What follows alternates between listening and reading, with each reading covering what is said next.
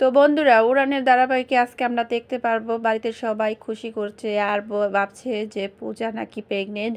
তো পূজা বলছে আমার সবচাইতে লক্ষ্য হচ্ছে কিভাবে মাতা গরমকে আমি নির্দোষ প্রমাণ করব।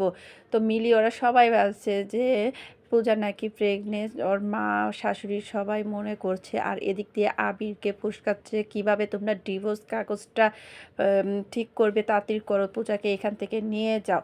কিন্তু পূজা তো সবার চোখের বাইরে যেতে পারছে না। তখন পূর্ণিমাকে আবির বলল পূজার সাথে একটা গোপন কথা বলার জন্য একটু বাহিরে যেতে পারমিশন দেন। তখন পূর্ণিমা দিয়ে দিল, কিন্তু সোম তো কিছুতেই পূজার আর আবিরের পিছ ছাড়ছে না। এদিক দিয়ে মহারাজ দেখছে যে পূজা আবিরের অনেক মানে বুদ্ধি পাকাচ্ছে। এদিক দিয়ে শিবকে বলল পূজার দিকে নাকি গোয়েন্দাগিরি করতে, কিন্তু শিবও তো পূজার সাথে আছে, সেটা তো আর মহারাজ জানে না। তাই শিব ভাবলো এটা যদি দাদা জানে তাহলে তো আমাকে তুলে আছাড় দেবে। এদিক দিয়ে নির্দোষ প্রমাণ করবে মিস্টার মাথা গরমকে পূজা এটা জানিয়ে দিল।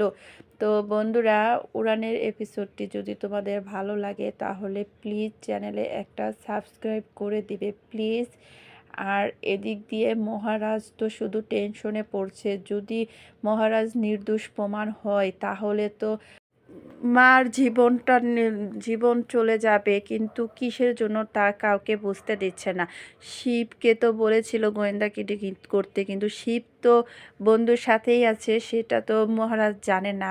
এদিক দিয়ে বাড়িতে সবাই পূজা নিয়ে আনন্দ করছে, আর এই সুযোগে পূজা আর আবির বের হয়ে গেল কিভাবে মহারাজকে সবার সামনে নির্দোষ প্রমাণ করবে।